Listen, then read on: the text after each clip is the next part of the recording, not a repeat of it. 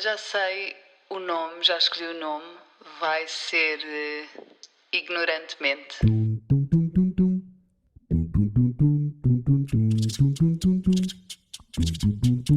Olá, mais um episódio de Ignorantemente. Estamos aqui hoje para falar sobre relações não monogâmicas. Tenho comigo o Bruno, a Cris e a Mariana, mais conhecidos como Ramboia com Moderação, que me vão ajudar a explorar este tema. Eu estou cheia de dúvidas, por isso quero começar já. Antes de mais, bem-vindos. Obrigada pelo Olá, convite. Madalena, não sabes o que é que te foste meter, porque o teu podcast é uma cena tão clean e agora vens-me chamar para fazer um basqueiro no dos teus episódios. Não sei se é assim tão clean, mas pronto, vamos ver. Também é bom explorar novos campos. Olha, eu queria começar por que vocês explicassem que tipos de relações não monogâmicas é que existem, porque eu sei que as pessoas têm muito esta ideia de as coisas serem muito preto no branco e é muito tudo muito aquilo que lhes ensinam é o que é, mas a verdade é que existe todo um mundo que a maior parte das pessoas não tem noção. Portanto, gostava que vocês me dissessem mais ou menos que tipos de relações é que existem que não são monogâmicas e como é que funcionam. Esta se calhar começa a Mariana. Pronto, vai a Mariana ser outra vez a porta-voz dos tipos de relações. Basicamente, então, as relações não monogâmicas são super variadas. É muito difícil haver relações não monogâmicas iguais umas às outras porque são feitas de acordo com as regras que cada casal ou relacionamento ou trio, whatever, decide. Podemos começar, se calhar, por aquelas que são muito perto da monogamia, que é, por exemplo, o swing, faz parte das não monogamias, mas em termos românticos é completamente monogâmico e mesmo em termos sexuais, muitas vezes a sexualidade da pessoa A está interligada automaticamente à sexualidade da pessoa B. Portanto, acaba por haver aí quase a monogamia, mas com um bocadinho mais de sal, digamos. Depois há as relações abertas, em que as pessoas têm, digamos, têm direito, entre aspas, muitas aspas mesmo, a estar com pessoas fora da relação original, mas apenas sexualmente. Depois podemos começar a pôr aqui, por exemplo, o poliamor, em que há uma não exclusividade tanto sexual como romântica. Depois há a anarquia relacional, relações por design, etc., que já são relacionamentos que estão envoltos em menos regras, tanto a nível sexual como romântico, e menos focadas na parte do amor em si, necessariamente como sendo o foco de tudo. Ou seja, podem estar envolvidos aqui também valores mais de família, valores de coabitação, que não têm necessariamente que ser o amor romântico que nós conhecemos na televisão, digamos. Vocês falam muito de poliamor e amor livre. Quais é que são as diferenças? Ou estou enganada? Pelo menos do que eu vejo, parece-me ser assim as duas. O livro é mais assim um conceito que abrange um bocado tudo. Basta saíres um bocado da estética da monogamia e já vais ter uma liberdade maior, relacional, logo aí já lhe podes chamar amor livre. Mas, por exemplo, no Brasil, o amor livre é um conceito É um específico. sinónimo de poliamor para Não, eles. não, é diferente. É quase mais perto da anarquia relacional, por exemplo, na medida em que há menos esta ideia de casal nuclear ou esta ideia de relação nuclear e é mais a liberdade de relacionar-se com qualquer pessoa de várias formas diferentes, seja romântica, seja sexualmente, seja familiarmente, não tem tanto esta. Portanto, não é fechado. Não é fechado, mas também há aqui esta fluidez do tipo de relacionamentos, portanto não é tudo muito focado no amor, digamos, percebes? Tem mais esta componente de cada pessoa tem a liberdade para fazer aquilo que decide por si mesma. Uhum. E qual é que é a importância de se etiquetar tudo isto? Não é? Eu acho que não tem importância a label de cada relação, porque tu estás constantemente a modificar em prol das tuas necessidades e das tuas descobertas e das tuas experiências. Porque, repara, eu e a Mariana, nós éramos um casal monogâmico, começámos como relação aberta e hoje em dia somos poliamorosos anárquicos. Ou seja, nós temos as nossas relações, mas podemos eventualmente ter outras pessoas a ramificar para fora do nosso círculo. Estás a perceber? Eu acho que a Eu acho questão que nessa também dos linha. labels aqui é um bocadinho como, por exemplo, eu sou uma mulher bissexual e para mim é importante ter a label da minha sexualidade porque me ajuda a identificar-me com um conceito, ajuda-me a identificar com uma comunidade e acho que às vezes a label de poliamoroso ou de anarquista relacional ou de swinger pode-te ajudar nesse sentido em que tu sabes onde é que pertences. Não quer dizer que não Uhum. seja fluido e que não possa ir alterando ao longo do tempo e que não possa experimentar outras coisas, mas tu não deixas de ter aquele, digamos, quase porto seguro da label. Mas não é obrigatório, pronto. Claro, faz sentido, sim. Porquê é que acham que a monogamia é o mais comum e aceitável pela nossa sociedade? Eu acho que tem a ver com as linhas de conceito que as pessoas têm. Por exemplo, tu és ensinada desde sempre a, a que as relações românticas sejam de tal maneira Uhum. e tu vais refletir isso para o resto da tua vida. Quando te é apresentado uma coisa totalmente diferente das regras da monogamia, porque na realidade a monogamia, se tu fores a ver bem, são regras para tu te relacionares romanticamente. Quando tu sais dessas regras, estás a quebrar o conceito. E todas as pessoas têm a sua linha de conceitos onde faz sentido e o não faz sentido. E se calhar para mim não faz sentido que um dia, imagina, que o teu filho ou o meu filho diga-me assim: ó pai, agora está na moda ter órgãos de metal. Para ti não faz sentido, né? Não percebes o conceito, não sabes o que é que significa.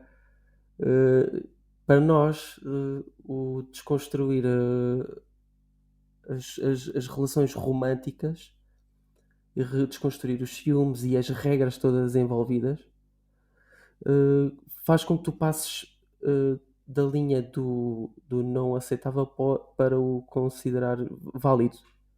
Uhum. E tens aqui também a questão, não é? Estavas a falar da sociedade ter a monogamia como base e, portanto, ser esta a relação apresentada à maior parte das pessoas quando vão crescendo, não é? Mas, por exemplo, tens também que pensar que a monogamia não era o tipo de relação que existia há milhares de anos atrás. Começou a existir com a propriedade privada e com a necessidade de controle do corpo da mulher. E isto também tem que ser pensado numa perspectiva um bocado mais política, que é a monogamia efetivamente neste momento funciona e há pessoas que devem ser, que são monogâmicas e que se relacionam assim, mas a realidade é que existe um ensinamento da monogamia para perpetuar um tipo de relação que permite o controle da mulher, permite o controle da propriedade privada, etc. Podemos entrar por aqui pelo capitalismo e feminismo, mas isso dava todo um episódio à volta disto, acho eu. Uhum.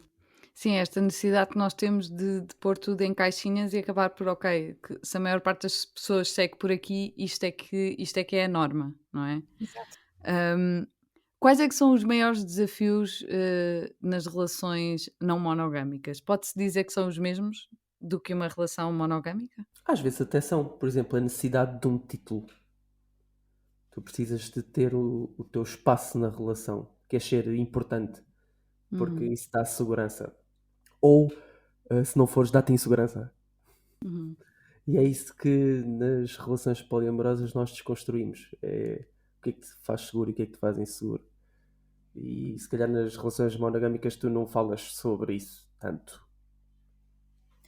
Nas relações monogâmicas, normalmente os problemas grandes têm a ver com insegurança em perder a pessoa, têm a ver com ciúmes, têm a ver com traições, etc. Em relações não monogâmicas, tudo isto pode acontecer também.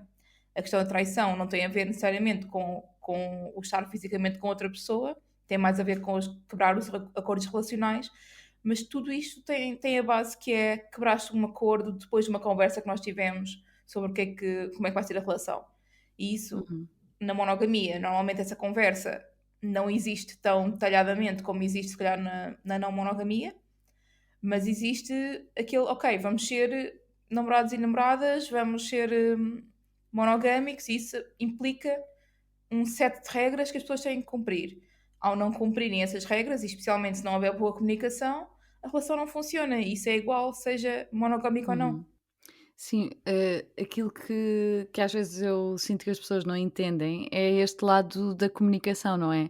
Numa relação monogâmica acontece, se calhar numa relação não monogâmica, as pessoas até comunicam muito mais e têm, por terem essa abertura, não é? E por saberem que tem que haver uma base de confiança, senão acaba por não resultar. Enquanto que numa relação monogâmica às vezes isso fica no ar, nunca é falado, é tipo, é o óbvio, não é? Tem que ser e tem que haver essa confiança, mas depois, como não é falado, é aí que depois surgem as traições, surgem. E depois entramos aqui neste lado também que as pessoas, em vez de explorarem o que é que querem para a sua vida amorosa e para as suas relações, acabam por cometer sempre estes erros. Vá, não sei se podemos chamar erros. A monogamia tem muitas coisas implícitas e as pessoas encostam-se à sombra da bananeira no conforto de uma relação.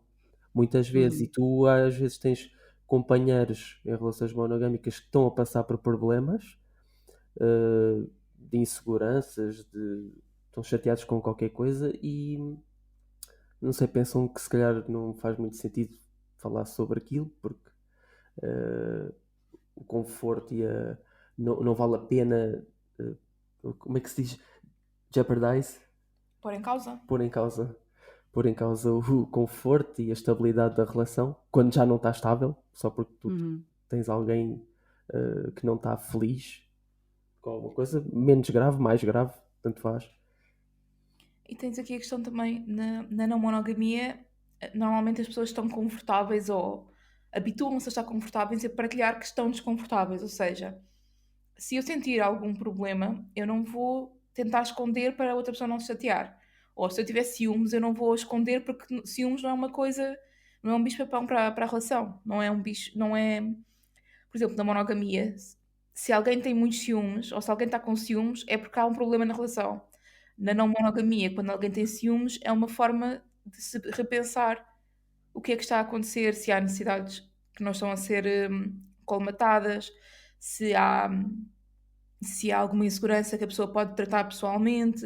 E, portanto, a comunicação na não monogamia acaba por ser muito mais aberta porque não temos outra hipótese. Ou comunicamos muito e muito bem, ou então a relação não funciona. É sempre assim. Porque é difícil gerir, ter múltiplas relações, seja em termos de tempo, seja em termos de energia, seja, por exemplo, imaginemos, nós os três, eu estou numa semana em que eu preciso de mais carinho e mais mimo por algum motivo que não tem nada a ver com a relação. Eu tenho que me sentir confortável para dizer, olha, eu preciso que tu fiques em casa mais um dia esta semana, por exemplo. E isto tem que Uhum. haver a flexibilidade de toda a gente para comunicar e para saber as suas necessidades e saber comunicar as necessidades e também para estar à vontade com as coisas serem flexíveis. A flexibilidade é super importante mesmo em relações não monogâmicas. E em vez de competição, há compreensão Que nestes bonito! Ah, casos. pá, que bonito! Rima e tudo, pá, incrível. O que aconteceu foi que, eh, ele puxou mais por esse lado de eu falar como eu estava me sentindo, e de eu falar o que que estava me incomodando, e de eu falar por que tinha que ser assim e não daquele outro jeito. E eu aprendi muito com isso, e eu aprendi que realmente a comunicação ela é importante não só na teoria, mas sim na prática. É muito difícil a gente começar, é muito difícil a gente, conseguir se abrir, conseguir conversar e conseguir falar, mas é algo que é possível aprender e é super importante. Sim, e no fundo acaba por fazer sentido, porque se as relações, a 2 já são difíceis e lidar com pessoas é difícil, acho que toda a gente pode concordar com isso, não é? Se já lidarmos com nós próprios é difícil, quanto mais lidarmos com outras pessoas. Quanto mais pessoas estiverem envolvidas, tem que ser mesmo um trabalho em conjunto, senão as coisas não resultam. E depois queria voltar outra vez atrás, àquilo que eu estava a dizer, para vos perguntar se vocês acham que, por exemplo, as pessoas que têm um padrão de trair nas relações e que fazem relações monogâmicas, atenção, e que fazem isso muitas vezes, Acham que pode estar aí, por exemplo, não quererem explorar porque tem este lado não monogâmico, porque têm medo que a sociedade o julgue e procurarem parceiros que também tivessem dispostos a fazer este tipo a ter este tipo de relações, ou não tem nada a ver? Ou podem Eu acho ser simplesmente que pessoas. essas pessoas não conhecem o conceito de ser possível, só conhecem o conceito de tantos filmes que tu vês com traições. Essa é a tua Uhum. referência. E, e dá trabalho falares com o parceiro sobre estares. Eu queria acrescentar eh, uma coisa que é, muitas vezes as pessoas que fazem isso são um bocado, não queria ser má pessoa, mas hipócritas. Porquê? Elas querem estar com várias pessoas, mas o problema delas não é elas estarem com várias pessoas, é o parceiro ou a parceira, ou parceiro estar com outras pessoas. Portanto, a monogamia muitas vezes não é necessariamente eu não quero outras pessoas, e é sim, eu não quero que tu estejas com outras pessoas. E isto é que é o problema aqui, é não podes querer para ti uma coisa, mas não estar à vontade para que outra pessoa também tenha, não é? Uhum. Obviamente que influencia a questão de haver pouca visibilidade, há pouca facilidade em falar sobre o tema, porque como não é um modelo de relação que seja comum na sociedade, acaba por ser mais difícil puxar o assunto à conversa, e porque há muita gente que ainda se sente quase ofendido quando alguém lhe pergunta: Olha, podemos abrir a relação? Ainda há quem se sinta um bocado tipo: Ai, o quê? Não gostas de mim? Isso só quer dizer que não queres nada comigo e não sei o quê, ou que me queres trair. Que é o contrário, na realidade, a pessoa que quer abrir a relação está a ser sincera consigo mesma e a dizer que não quer trair, quer a mesma estar com a pessoa com quem estava, mas quer fazer as coisas de forma a que toda a gente esteja confortável com a não exclusividade. E então é aqui esta questão do se queres estar com alguém, mas não queres que o teu namorado ou a tua namorada esteja com alguém, algo de errado está aqui. Há aqui algo de errado que Uhum. não se soluciona com abrir a relação. Isso não se soluciona porque o problema já vem de trás, que é tu achares que tens direitos diferentes ou liberdades diferentes da pessoa com quem te relacionas. Que referências é que tu tens de veres alguém chegar ao pé do parceiro, em filmes ou em séries, chegar ao pé do parceiro e dizer: Olha, eu sinto-me atraído por outra pessoa, mas isso não invalida a relação que eu tenho contigo. Nada muda. Tu não vês isto em lado nenhum. E isto é o que acontece basicamente em relações poliamorosas. Acontece com naturalidade. Ao início é estranho, porque nunca te saiu da boca um- um- uma sensação desse género, de não saberes o que é que a pessoa vai sentir, teres medo do que é que a pessoa vai sentir, teres medo de represálias, Uhum. teres medo de que, sei lá, por causa disso a relação acabe, mas o que é pior? É tu dizeres que estás interessado noutra pessoa, seres honesto ou traires. Eu acho que se a pessoa que acaba contigo por tu seres honesto, tem um problema grave de inseguranças. E, e como é que é esse processo? Como é que é esse processo de descoberta? Vocês estavam numa relação monogâmica e não sei se fizeram esse processo em conjunto, se fizeram em separado, mas como é que vocês se apercebem que é isso que querem?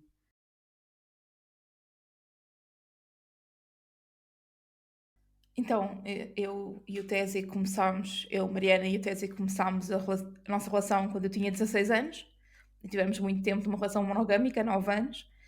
E desde sempre nós fomos um bocado abertos um com o outro a dizer: eu sinto atração por aquela pessoa, ou eu acho aquela pessoa gira, ou eu tenho interesses sexuais que envolvem outras pessoas. Portanto, nós sempre tivemos alguma facilidade em falar sobre isso. No entanto, a dada altura, mais ou menos na altura em que nós casámos, que faz todo sentido, portanto, nós casámos e decidimos, então está na altura de abrir a relação. Começámos, eu, por exemplo, neste caso fui eu, comecei a ler mais sobre o assunto, comecei a conhecer pessoas que eram poliamorosas e não monogâmicas, comecei a pensar um bocadinho mais. E como nós já tínhamos conversado que tínhamos alguns interesses sexuais com outras pessoas, fosse sozinhos ou acompanhados, acabámos por conversar e dizer: olha, em vez de estarmos só sempre a falar sobre isso, vamos fazer alguma coisa quanto a isso, basicamente. Aliás, só o falar acho que já é um grande passo numa relação Uhum. monogâmica a nível de comunicação e coragem, não é? Sim. Não E é pronto. propriamente suposto estares a mirar outras miúdas. Uhum. Mas eu estava. Epá, e depois, pronto, depois aquilo que nós fizemos foi abrirmos a relação apenas sexualmente, cheia de regras mesmo, porque na altura em que quando se abre a relação, ou pelo menos isso aconteceu, nós estávamos com muito medo, muito medo. Fomos assim, com muito cuidadinho, pé ante pé. E pronto, e depois fomos largando as regras, fomos apercebendo-nos que não queríamos estar com uma abertura só sexual e também queríamos romântica. Entretanto, namorámos outras pessoas, depois surgiu a Cris e pronto, e agora temos a relação com outras pessoas também, mas entre nós os três, que é a tal que apresentamos no podcast. E a Cris é a namorada do Bruno, e eu sou a namorada do Bruno, e eu e a Cris somos parceiras, amigas, família. E pronto, e temos uma relação entre os três interessante porque ninguém é de ninguém, então ninguém tem que pedir autorização a ninguém para estar com outras pessoas e a abertura seja sexual como emocional. Uhum.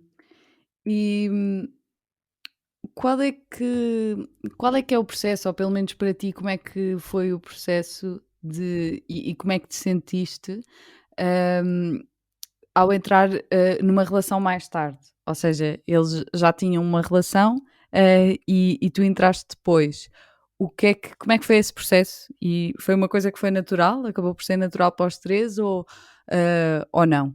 Assim, da minha parte, sempre foi tudo muito normal. Eu acho que por eu ser filha de pais separados, eu acho que eu consegui encarar isso com uma naturalidade maior, né? Uhum. Porque eu tinha que conviver com o meu pai casado com outra mulher e conviver com a minha mãe casada com outro homem. Então, isso Uhum. pra mim nunca foi um problema, sabe? Eh, depois que eu conheci a Mariana e que eu entendi o que que é o relacionamento deles e o que que isso significa pra eles, eu entendi que o Bruno procura em mim uma coisa diferente daquilo que ele tem com a Mariana, né. E isso é com todas as pessoas. Se tiver algum outro namorado, eu vou estar com ele por razões diferentes das quais eu estou com o Bruno. Então isso me passa muita segurança, porque cada Uhum. relação ela é única, sabe, tipo, não é tudo a mesma coisa, digamos assim. Então pra mim, sempre foi muito natural, eu sempre tive vontade de conhecer a Mariana e desde que a gente se conheceu também a gente se deu muito bem. Então pra mim foi uma coisa natural mesmo. Uhum. Tu falaste aí de uma coisa muito interessante, que é as regras, e eu Uhum. gostava que vocês me falassem um bocadinho sobre isso. O que é que significa, essas regras? Porque isso também é um dos conceitos que as pessoas têm na cabeça, ou preconceitos neste caso, que é tudo uma ramboia, lá está, Exato. é tudo uma maluqueira nas relações não monogâmicas e cada um faz o que quer. Portanto, o que é que significa isso de ter regras e aquilo que tu disseste de ao início foram com muito cuidadinho, com muitas regras, e agora imagino que continuem a ter, mas se calhar já se conhecem melhor, aos 2, aos 3, e também já conseguem conhecer-se a vocês próprios melhor para definir essas regras. Conhecem melhor? Estás a brincar? Eu acordo e acordo, sei lá, empancado com qualquer coisa que aconteceu no dia anterior. A Mariana sente sem olhar para mim. Não, eu olho para ti primeiro, Olha, dá e jeito. digo-te Mas é não abrir a boca, mas eu só de olhar para ti e sei. digo-te já, a Cris também já chegou a Claro, esse stage. claro. Também já se sente no ar. Em Que relação às regras. Diz? Em relação às regras. Desculpa, epá, perdi-me. Perdeste. Mas foi bom, foi uma ótima prova de amor, que também no fundo é para isso que aqui estamos. Para também provar às pessoas que, lá está, que acham que depois também não há amor, não é? Mas já lá vamos. Agora queria falar um Às, bocadinho das às, regras. às vezes nem queria que ela notasse, que chata. Já quer puxar por mim e eu não queria falar sobre isso. Mas pronto, em relação às regras, então, já que ele não quer falar, eu vou falando. Eu não me importo de falar aqui. As regras nas relações não monogâmicas dependem muito de cada relação. Por exemplo, neste momento, nós temos para aí 2, 3 regras, que é não ir para a cama com pessoas novas sem usar proteção, não ir para a cama ou namorar ou whatever com pessoas do trabalho, e acho que é isso. E ser honesto, mas isso nem é uma regra, isso é só uma necessidade de sermos honestos uns com os outros, não é? Mas, por exemplo, ao início da relação, Pois, ao início era tínhamos outra coisa. regras para tudo. E aí, nas relações abertas, mais do que no poliamor e nas relações livres, nas relações abertas, normalmente, para manter algum controle, as pessoas impõem algumas regras que ajudam, digamos, a salvaguardar, com muitas aspas, a relação. Eu acho que não salvaguardam nada, acho que ajudam as pessoas a sentirem-se mais confortáveis, mas se tiver que acontecer alguma coisa que saia das regras, acontece, basicamente. E em relação ao amor, aquilo que estava a falar antes, hum, é possível amar duas pessoas ou mais do que duas pessoas? Amor de verdade? Esta é aquela parte em que os monogâmicos começam a fazer fogueiras e a passarem-se da cabeça porque odeiam o exemplo dos filhos, não é? Quando tu tens um filho, tu tens uma energia de nova relação com o teu filho, que é da tua família, tipo estrondosa. Quando vem um segundo filho, normalmente tu tens essa mesma energia que tiveste com o primeiro, mas não deixas de amar o outro. Dás mais atenção ao novo, ao bebê. Mas o outro filho continua a receber o mesmo suporte de sempre. E nas relações românticas funciona praticamente da mesma forma. Tu tens o estágio em que estás a conhecer uma pessoa nova, se calhar apaixonas-te, ficas com uma energia relacional muito forte, e a pessoa que está contigo há mais tempo, se calhar tem que compreender que isso acontece. Tu, por energia, estás a querer dizer aquela paixão, aquela coisa de as hormonas loucas e o querer estar sempre com a pessoa e o querer ver sempre a pessoa, etc, não é? Mas a questão é exatamente esta. Tu podes te apaixonar por uma pessoa nova e não tens necessariamente de deixar de gostar da pessoa com quem estavas antes. E há aqui outra questão que é, as pessoas quando pensam nisto de é impossível amar duas pessoas, ou três, ou quatro, whatever, não é possível gostar da mesma forma das várias pessoas. Não tem que ser da mesma forma. As pessoas são diferentes, o amor é diferente, os interesses são diferentes, as relações são diferentes, e Uhum. é isso que é preciso compreender, é esta diversidade que não tem que ser bloqueada. Se tens amor por duas pessoas, porque é que não has de estar com as duas? Se isso for consensual entre toda a gente. E é engraçado porque há muito esta ideia de que eu gosto demasiado para partilhar. Isto nós ouvimos algumas vezes já, e é sempre um dos argumentos que as pessoas dão para a monogamia, que é eu gosto demasiado e não consigo partilhar. Isso é uma insegurança, na É um bocado realidade. o contrário, porque eu gosto tanto do Tesi, por exemplo, que eu sou capaz de o partilhar com outras pessoas, eu sou capaz de lhe dar a liberdade para fazer isso, eu sou capaz de me expor emocionalmente para lhe permitir a ele ter a felicidade que tem que ter com outras pessoas também. E também tenho o amor suficiente a mim mesma para me permitir a mim a minha liberdade.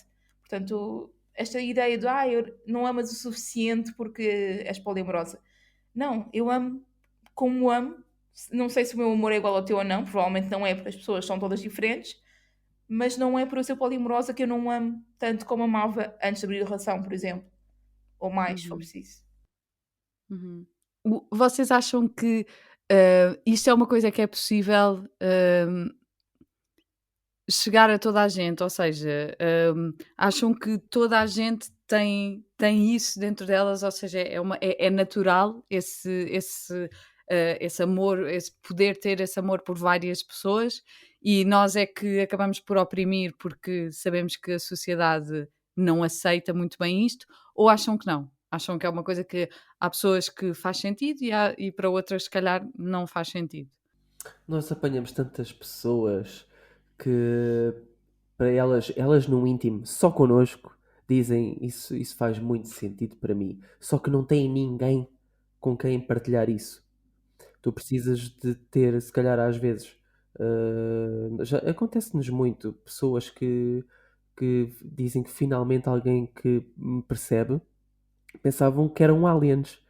Essas pessoas pensavam que eram aliens Ok. isoladas do mundo, que tinham esses pensamentos, tinham esses sentimentos, e que quando ouvem o nosso podcast, eh, percebem que não é só com eles. Uhum. Estão a perceber? E tens aqui a questão, por exemplo, tens muita gente que se diz monogâmica. Não quer dizer que não sejam, as pessoas podem ser monogâmicas mesmo, mas eu acho que a percentagem de pessoas que são efetivamente monogâmicas, no sentido de só se apaixonarem por uma pessoa ao mesmo tempo e não Uhum. terem interesse noutras, é muito baixa. A maior parte, ou uma grande parte das pessoas monogâmicas, por exemplo, têm relacionamentos que acabam, sei lá, hoje e daqui a 3 dias já estão com outra pessoa, ou daqui a um mês já estão com outra pessoa, ou que traem, ou que estão num relacionamento e se apaixonam pelo colega de trabalho, ou pela colega da banda, whatever. Uhum. Portanto, as pessoas já têm essa capacidade, só que, como é um tipo de relação que quase não se fala, as pessoas nem compreendem que podem explorar isso muitas vezes. E é por isso que para nós é tão importante também divulgar um bocadinho e falar sobre estes temas abertamente, que é para também outras pessoas que possam estar na dúvida: porque é que eu me sinto assim? Porque é que eu tenho que escolher entre duas pessoas? Porque é que eu estou num V romântico, num triângulo romântico, e porque é que naquele filme a protagonista não pode ficar com as duas namoradas, não é? E para nós é importante também vir aqui e dizer um bocadinho: ok, não, efetivamente pode, porque é que não pode? Se Uhum. houver consentimento de toda a gente, pode. Mas a sociedade é mais não monogâmica do que se diz. Inclusivamente, por exemplo, há estudos que dizem que nos Estados Unidos pelo menos 5% das pessoas estão numa relação não monogâmica. Acho que é isto.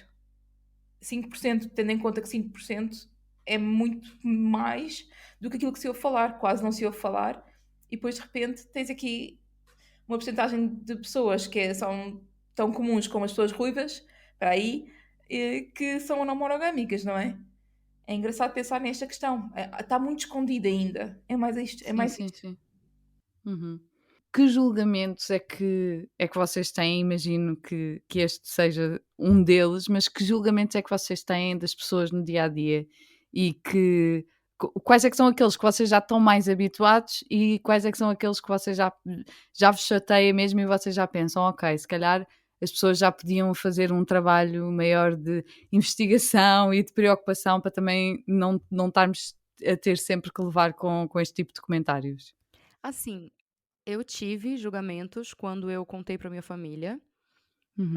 sobre o meu tipo de relacionamento, sobre o que que eu estou vivendo, né. E ali foi aconteceu um grande problema ali, porque algumas pessoas da minha família de início não aceitaram muito bem, Uhum. e também não respeitaram muito bem. O que aconteceu foi que eu falei para uma pessoa da minha família que estava me criticando muito pela minha maneira de me relacionar, e eu falei para essa pessoa: "Você prefere, eh, apoiar o seu amigo que é casado, monogâmico, está traindo a esposa, do que apoiar a sua irmã, que está tendo um relacionamento saudável, com consentimento, honestidade, comunicação", sabe, tipo, é hipócrita pensar dessa forma. Então depois que eu falei isso para essa pessoa começou a ver as coisas com outros olhos. Agora, julgamento de outras pessoas que não sejam da minha família, e até da minha família também, não me afeta muito, sinceramente, porque eu vivo a minha vida, eu pago as minhas contas, eu não tô nem aí para o que as pessoas estão pensando. Uhum. Mas também é muito interessante quando eu conto que há uma aceitação dos pais da Mariana e dos pais do Bruno, as pessoas passam a respeitar a minha relação com o Bruno de outra forma. Porque eu lembro que quando eu não contava isso, as pessoas me viam mais como: "Ah, ele é casado, então tu é a outra", Exato. sabe. E depois que eu contei essa validação que a família dos 2 tem comigo, as coisas mudaram bastante mesmo. Uhum. Mas em geral eu não ligo muito para os ataques não. Eu, no meu caso, por exemplo, os meus amigos mais chegados e até alguns colegas de trabalho mais chegados, eles acompanharam o processo, desde a relação aberta. Então sempre foram educados a que eu tivesse numa relação diferente. E passaram-se tantos anos que eles próprios já normalizaram esse tipo de relações. Ou seja, já não têm aqueles reações típicas, não sei se pode-se dizer assim, mas sim, reações típicas de pessoal monogâmico que fica chocado com as diferentes dinâmicas.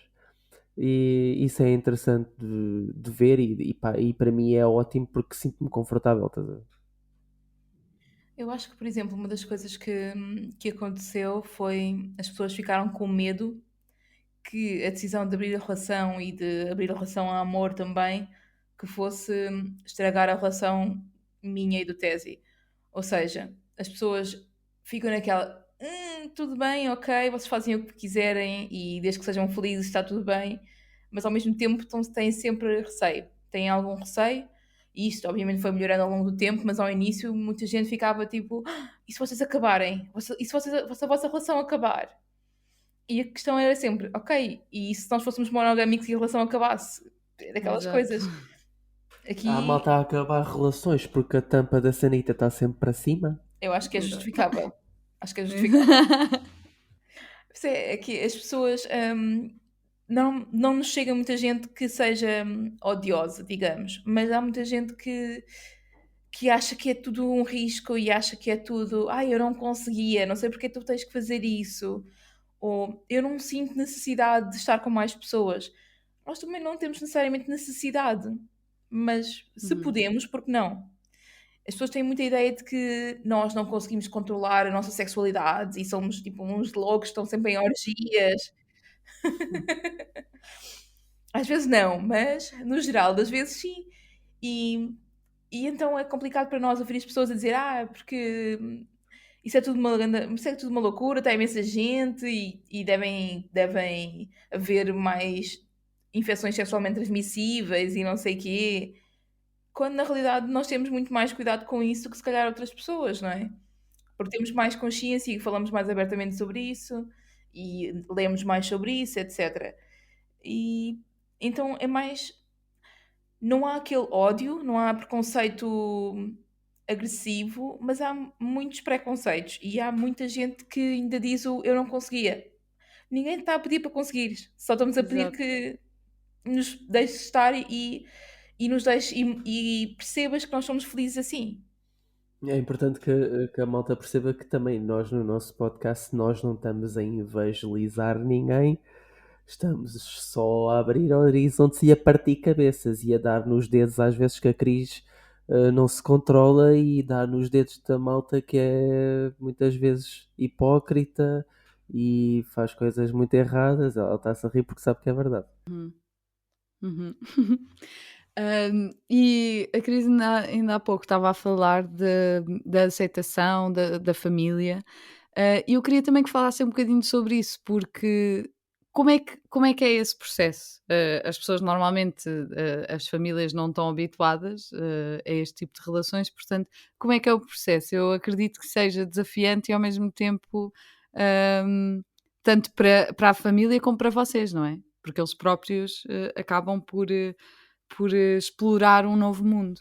E está normalizado também, por exemplo, já os pais da Mariana e até o irmão da Mariana já perguntam se a Cris vai almoçar lá à casa quando convidam, coisas desse género. Tipo no almoço de domingo, por exemplo. E, por exemplo, passámos também o Natal juntos, já passámos tipo fins de semana grandes juntos. Hum, eu acho que, no meu caso, por exemplo, a minha família, felizmente sempre foi uma família muito mente aberta e isso ajuda.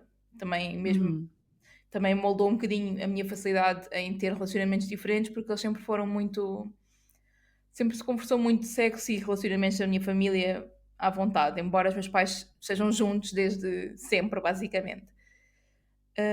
Mas a conversa com eles foi mais, olha, isto é assim, e nós estamos a experimentar isto e agora e fomos falando aos bocadinhos as várias fases que fomos tendo. Hum, o medo deles era muito se isso ia estragar a relação ou então, por exemplo, o que é que as pessoas de fora iam achar. Eu acho que essa parte é que lhes faz um bocadinho de confusão às vezes. Mas neste momento está muito naturalizado quando nós vamos lá à casa perguntarem pela Cris, ou perguntarem se ela vai, ou quando falo com a minha mãe, imaginemos que, sei lá, a Cris está doente. A minha mãe pergunta-me todos os dias, ela está melhor, como é que ela está? Portanto, já há uma aceitação da Cris como parte da família, já compreendem isso, obviamente. Que é preciso habituação, não é? Claro que é um processo, mas acho que nós os três tivemos sorte porque não tivemos exemplos de pais que nos puseram fora de casa, entre aspas, como existem. Há pais que dizem: Não, tu não podes ser assim, eu não te quero como filho ou como filha assim. Pronto, e os nossos foi mais. Nós dissemos: Olha, aceitas ou aceitas? E infelizmente aceitaram. Acho que é um bocado por aí. Tu explicas, tu na altura explicaste como é que funcionava e também deste os pontos em que tu mostras que não há nada a temer, não é? Em que tu tens que mostrar que estás sólido sempre que vais fazer um come out aos pais. Isso é o que eu sempre defendo a quem quer fazer come out para a família. Tu tens que estar sempre uh, com o pulso forte e sempre decidido e confiante no teu tipo de relação. Não pode haver lacunas, porque senão pegam por qualquer coisa no teu ponto fraco e desmontam-te. Tu tens que mostrar à tua família que funciona e de maneira saudável. E pegando nisto que vocês estão a falar deste coming out e da família, hum, como é que é? Vocês veem-se a criar uma família? Faz sentido? Ou para vocês não faz sentido, mas pode acontecer uma relação não monogâmica, quererem ter filhos, quererem ter uma família convencional, convencional vá, quererem casar, tipo, isto acontece e isto é possível?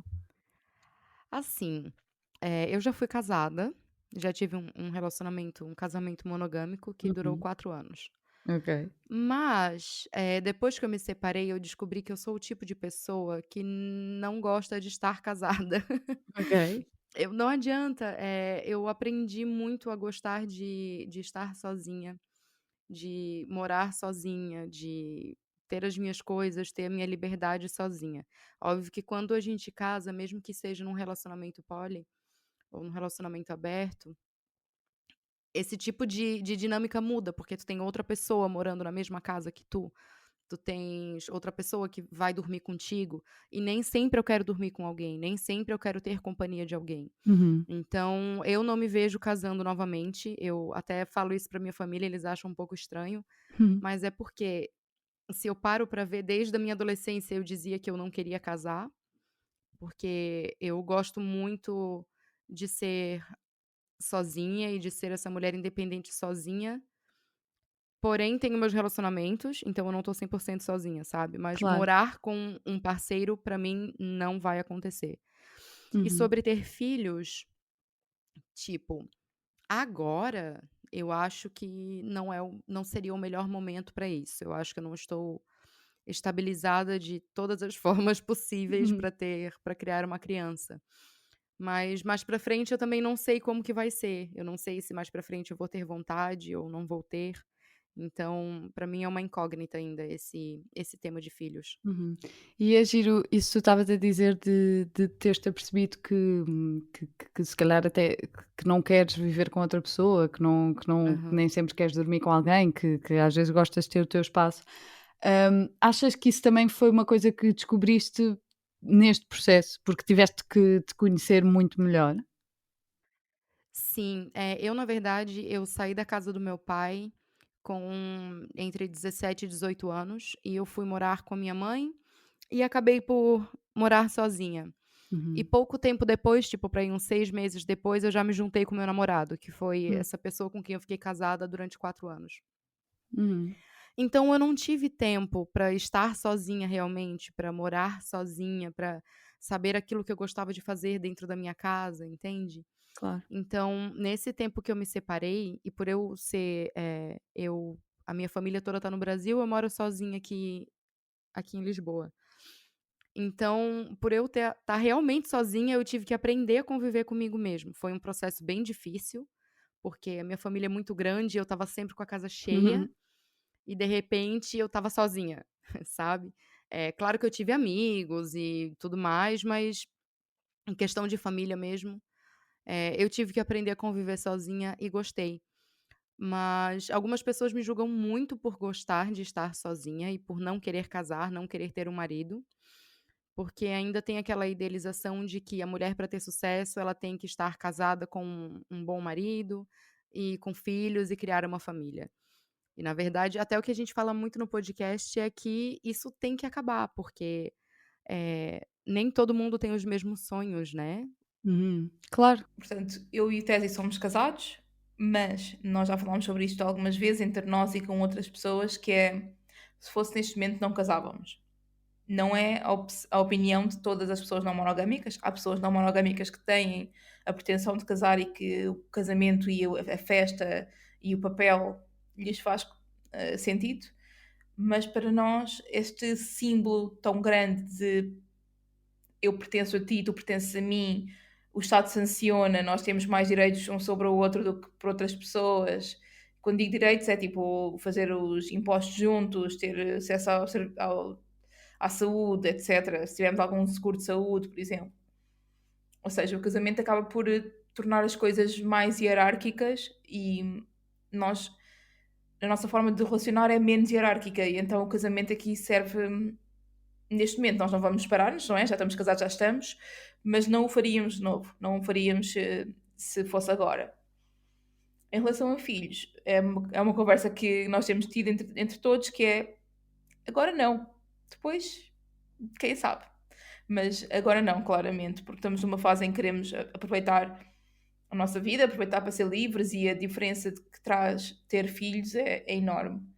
Então, E acho que hoje em dia também está mais difícil de construir essa estrutura para conseguires ter uma criança como deve ser, ou pelo menos dentro do ideal que nós imaginamos que é dar a uma criança as necessidades todas que queremos dar, estás a perceber? É porque nós temos a sensação que, pelo menos eu não tenho a sensação que conseguia responder àquilo que é o meu conceito de ter um filho. Mas ao mesmo tempo também há muitas pessoas que dizem isso, toda a gente isso, sente nunca, isso. isso nunca é assim e só depois de teres é que as coisas Exato. acontecem e tal, mas eu sei que não tenho a estrutura que eu quero para ter um filho.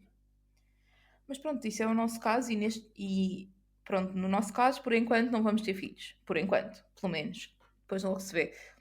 Mas de certeza que as pessoas querem saber se, mas ias ter, como é que ia ser? Ias ter o filho da Mariana, ias ter um filho da Cris, dos dois ao mesmo Exato. tempo, era só de um, só do outro. Como é que era ter um filho da Cris e os pais da Mariana? Eram avózinhos à mesma, Tipo, claramente. ia ser tudo normal, ia ser tudo família à mesma e era uma criança. A criança não tem culpa de nada, a criança tem que ser amada por todos à mesma. Uhum. Sim. E há, inclusivamente, nós conhecemos outras pessoas que têm relacionamentos não monogâmicos e que têm filhos e que, por exemplo, partilham os filhos entre várias casas, se for preciso, ou que, sei lá, existe um casal hierárquico, mas o filho desse casal hierárquico conhece os namorados da mãe, por exemplo. Nós conhecemos pessoas que têm relacionamentos não monogâmicos e têm filhos.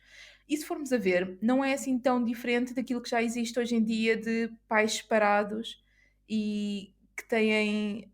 Imagina, tens a mãe, tens o padrasto já tinha outros filhos de outro casamento, o filho vai Exato. conhecer os filhos de outro casamento. E esta ideia de famílias compostas e famílias assim com muitas pessoas já existe. Aqui é só a diferença das pessoas terem um relacionamento romântico entre si. E, Cris, há pouco estavas a falar do facto de sofreres um bocadinho daquele preconceito de acharem que tu és a outra. Eu gostava de explorar um bocadinho mais isso, porque eu acho que deve acontecer a muita gente e acho que é um ponto de vista muito interessante e o facto de tu experienciares isso e tu tens essa vivência pode ajudar muitas pessoas. O que é que Como é que tu geres isso? O que é que tu fazes para seres confiante de ti, para perceberes que tu não és a outra, mas, ou seja, vocês obviamente dentro da vossa relação sabem perfeitamente que essa não é a realidade. Mas Sim. como é que tu mostras às pessoas que essa não é a realidade? Aham. Ah, Não estou a dizer mostras no sentido de teres que provar alguma coisa, estou a dizer tipo como é que tu aham. explicas, não é? No fundo. Sim, na verdade, eu e o Tese, a gente já tem uma relação muito sólida, né, já são Uhum, quase 3 anos que nós temos esse relacionamento. E uma coisa que eu acho muito interessante é aquilo que eu falei de quando eu falo da aceitação das famílias dos 2, as pessoas começam a enxergar isso com outros olhos. uhum. Né, porque se fosse tudo escondido, entende? Se Yeah. fosse aquela parada, assim, de: "Ai, ninguém pode saber. Ai, não podes ir no shopping com ele e andar de mãos dadas, senão as pessoas vão ver". Isso não acontece, nós temos uma Uhum. relação muito assumida, tanto nas redes sociais, tanto bom, nós temos um podcast juntos, né. Exato. E eu acho que uma das coisas que ajuda muito também é a minha amizade com a Mariana, porque eu e a Mariana, nós temos uma amizade também muito sólida. E as pessoas quando entendem que eu e a Mariana não somos rivais, porque esse negócio de ser a outra tem muito essa Uhum, rivalidade feminina que as uhum, pessoas impõem, de que uma tem que ser melhor do que a outra, e isso não existe, sabe, no nosso relacionamento. uhum, Então, quando eu falo coisas desse tipo, as pessoas acabam baixando mais a guarda. Mas geralmente eu não me dou muito ao trabalho de ficar explicando quando eu vejo que não vale a pena. Eu já uhum, ouvi várias críticas em ambiente de trabalho, e eu simplesmente deixei as pessoas falarem, porque não são pessoas importantes pra mim, sabe, tipo, então, quando eu sei que a opinião daquela pessoa seria importante pra mim, o ponto de vista daquela pessoa seria importante pra mim, eu falo fazes o esforço. principalmente da relação eu falo principalmente da minha relação com os pais deles e da minha relação com a Mariana. E queria agora saber, vocês com este projeto, tanto o vosso podcast como no vosso Instagram, qual é que é o vosso objetivo com isto? O que é que vocês preveem, para o futuro deste projeto? Eu tô achando muito interessante, porque eu sempre fui muito comunicativa também, né, eu sempre fiz Uhum. teatro, cinema e essa coisa toda, então pra mim tá sendo muito gostoso poder Uhum. participar de algum projeto, principalmente um projeto que vai ajudar outras pessoas. Eu sempre achei muito bonito, falar de algum tema que seja inspiração na vida das pessoas. E eu Uhum. acho que o poliamor é um tema que é pouco falado, e que deveria ser muito mais falado do que é falado hoje. E eu acho também interessante a gente desmistificar algumas, impressões que as pessoas têm a respeito disso, tipo, naturalizar este tema, porque é tão tabu ainda e é uma coisa tão simples, é uma coisa Uhum. tão que tem muita gente que é poli, que não sabe ainda, ou Uhum. que porque eu, quando, eu era adolescente, eu sabia que eu tinha a capacidade de gostar de mais de uma pessoa ao mesmo tempo, mas eu não sabia que isso era uma coisa, que isso era uma cena. Não teve nenhuma mídia que me dissesse: "Olha, na verdade, você não é uma pessoa desolada do resto, existe o poliamor, existe a não monogamia", sabe. E eu quero fazer parte disso para mostrar para as pessoas de que isso existe e para incluir as pessoas que querem se sentir incluídas. Eu quero ver toda a gente a fazer orgias. Não, estou a brincar. Até parece. Ahm, eu quero ver o pessoal livre. Quero ver o pessoal a chegar ao chat do Ramboy e dizer ahm, que ouviu o podcast e ajudou a melhorar a relação que eles têm ou a melhorar a relação com eles próprios. Isso é o que nos alimenta. É questão de dar visibilidade a algo que tem pouca visibilidade, basicamente. Portanto, nós queremos continuar a fazer o podcast, queremos continuar a fazer lives com outras pessoas que tenham tópicos em comum, porque nós temos aqui uma base também muito grande de feminismo e de libertação sexual e de sexualidade, portanto não é só a não monogamia. E para nós é importante normalizar estas questões todas. Portanto, tirar-lhe o tabu. Quando deixar de ser tabu, nós ficamos contentes, mas como isso não vai acontecer só connosco, fazemos a nossa parte e depois logo se vê. Eu acho que as pessoas têm muito medo ainda de falar abertamente sobre coisas que lhes acontecem, coisas que gostam da ideia, mas não têm coragem de dizer que querem fazer. E nós não julgamos, e o julgamento é uma merda. As pessoas têm que parar de julgar as outras, têm que se meter na vida delas. Foi bom, eu gostei. Olhem, obrigada e obrigada por tudo o que estão a fazer e continuem com a vossa missão, que acho que vão ajudar muita gente. E pronto, queria só agradecer-vos este bocadinho e terem tido paciência e responder às minhas perguntas ignorantes. Obrigada pelo convite mais uma vez. Obrigada. Obrigado, ignorantes. Pronto, e é isto para toda a gente. Beijinhos e até para a semana.